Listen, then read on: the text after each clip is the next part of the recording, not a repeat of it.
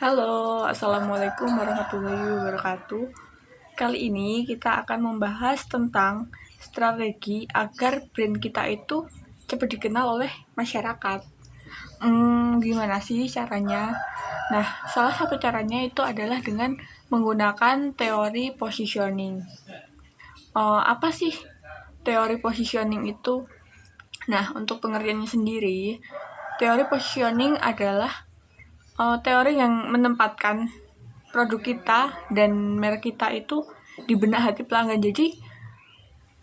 Jadi merek brand kita itu gimana sih caranya biar bisa melekat di pikiran pelanggan, seperti itu.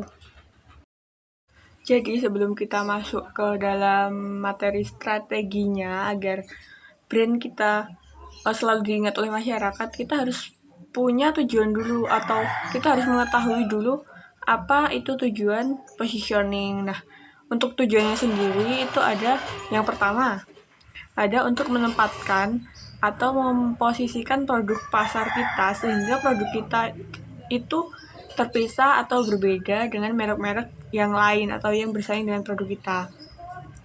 Untuk yang kedua, itu untuk memposisikan produk sehingga dapat menyampaikan beberapa hal pokok kepada para pelanggan. Nah, untuk yang ketiga itu untuk mencapai hasil yang diharapkan. Misalnya, pemenuhan kebutuhan segmen-segmen pasar secara spesifik. Nah, untuk yang kedua, untuk meminimumkan atau membatasi kemungkinan terjadinya perubahan yang mendadak dalam penjualan. Untuk yang ketiga adalah menciptakan keyakinan pelanggan terhadap merek-merek yang ditawarkan. Nah, untuk membangun strategi positioning suatu produk, itu harus memiliki strategi mendasar. Dapat meliputi yang pertama itu positioning pada fitur spesialisasi produk. Untuk yang kedua, itu ada positioning pada spesifikasi pembangunan produk. Untuk yang ketiga, itu ada positioning pada frekuensi penggunaan produk. Untuk yang keempat, itu ada positioning pada alasan mengapa memilih produk tersebut dibanding produk pesaing kita. Nah, untuk yang kelima, itu ada positioning melawan produk pesaing. Yang selanjutnya atau yang keenam, itu ada positioning dengan melakukan pemisahan kelas produk. Untuk yang ketujuh, itu ada positioning dengan menggunakan simbol budaya. Nah, itu adalah strategi mendasar untuk membangun strategi positioning pada suatu produk itu. Itu teori positioning itu bahasa mudahnya selain 7 strategi tadi itu ada untuk menjadi atau masuk dalam pikiran customer itu kita membutuhkan kita harus jadi yang pertama. Maksudnya di sini adalah karena kalau kita menjadi yang pertama itu pasti akan selalu diingat-ingat. Contoh, ada produk sepeda motor. Nah, itu kan sepeda motor pertama di Indonesia itu adalah Honda. Jadi orang-orang zaman sekarang bahkan masih menyebut semua motor itu dengan sebutan Honda. Jadi walaupun ada sepeda motor dengan merek Yamaha, Suzuki, Kawasaki, tapi mereka itu tetap menyamakan itu atau menamakan itu sepeda motor dengan nama Honda. Padahal merek mereka itu ada Yamaha itu, ada Kawasaki itu, seperti itu.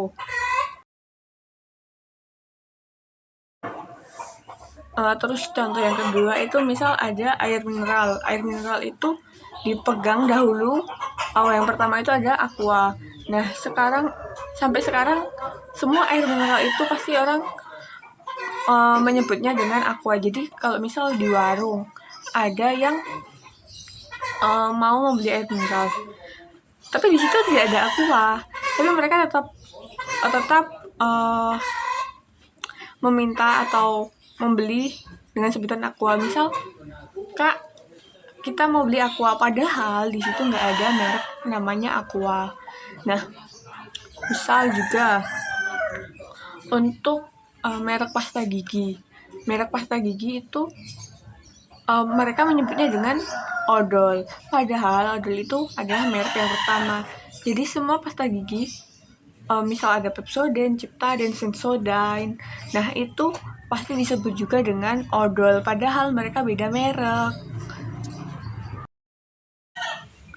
Jika kita tidak bisa menjadi yang pertama karena yang pertama itu sudah ditempati oleh brand lain, maka cara yang kedua adalah buatlah kategori baru supaya bisa menjadi yang pertama. Nah, jika tadi pasta gigi itu sudah dimiliki oleh merek odol. Nah, itu kan tapi pasta gigi keluarga. Jadi mereka tidak spesifik untuk gigi apa. Nah, itu kita bisa menambahkan slogan. Misal, contoh dari subkategori itu, misal di pasta gigi tadi. Nah, pasta gigi adalah kategori yang sudah dimiliki oleh odol tadi untuk misal gigi putih. Nah, tetapi untuk pasta gigi untuk gigi sensitif itu ada pada pasta gigi merek Sensodyne. Nah, maka dari itu yang disebut kategori baru untuk menjadi yang pertama itu dimiliki oleh Sensodyne karena Sensodyne ini tidak akan bersaing dengan Pepsodent karena mereka memiliki kategori yang berbeda. Nah, untuk membangun subkategori tadi, kita seharusnya harus memiliki apa aja sih, gitu kan. Nah, kita itu harus punya spesifik customer atau brand kita itu dibuat untuk siapa sih, gitu kan. Dan yang kedua, itu harus memiliki spesifik problem. Brand kita dibuat untuk masalah apa, karena apa, itu harus tercantum dalam pikiran kita. Nah, semisal kita akan mendirikan brand hijab atau brand jilbab. Nah, kita nggak bisa dong kalau kita cuman bilang itu brand jilbab, sementara jilbab itu ada berbagai model, ada berbagai kegunaan gitu. Nah, apa sih subkategori yang bisa diingat oleh masyarakat kepada brand kita? Nah, misal kita cakupannya luas kan tadi yang brand jilbab. Nah, kita harus memiliki satu kalimat panjang gitu untuk, jadi kita bukan cuma produksi jilbab. Misal kita akan menciptakan jilbab atau kerudung untuk olahraga, jadi kerudung sport. Nah, itulah yang akan diingat-ingat oleh masyarakat atau oleh pelanggan. Jadi, misal aku mau beli kerudung untuk aku jogging, maka aku harus ke brand ini untuk membeli kerudung itu. Karena kerudung untuk keseharian dan untuk olahraga tentunya berbeda dari bahannya, dari misal keefisiensiannya, biar nggak repot, biar nggak ribet, seperti itu. Nah, untuk yang kedua itu misal untuk mengembangkan bisnis tersebut. Tadi kan ada brand kategori yang jilbab untuk olahraga. Bisa nggak sih dikembangkan? Bisa banget, tapi itu nanti setelah kita bisa memuaskan customer kita dahulu. Contoh lainnya, misal Gojek. Nah, Gojek itu pada tahun 2010 itu hanya menyediakan layanan jasa merupakan suatu layanan transportasi online yang dikhususkan untuk mereka yang bekerja, yang sekolah, tapi mereka tidak memiliki kendaraan dan tidak ada yang mengantar. Nah, itu adalah spesifikasinya yang pertama. Jadi, tapi mereka kan sudah berkembang. Jadi, pelanggan mereka sudah terpuaskan atau merasa puas atas transportasi online tersebut.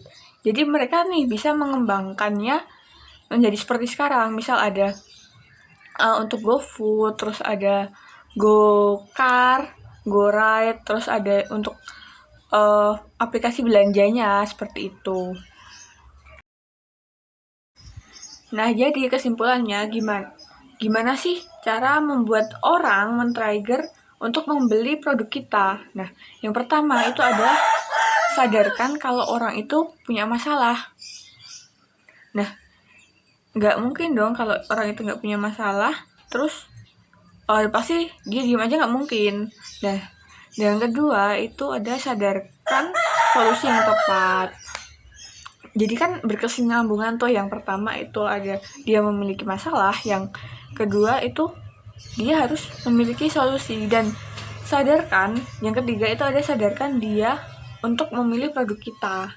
Seperti itu siklusnya. Nah, itu tadi adalah teori positioning yang sudah sedikit saya jelaskan. Mungkin itu dahulu penjelasan dari saya. Mungkin nanti di kemudian hari ada kelanjutannya, bisa saya infokan lagi, bisa saya buat video lagi dan sebagainya.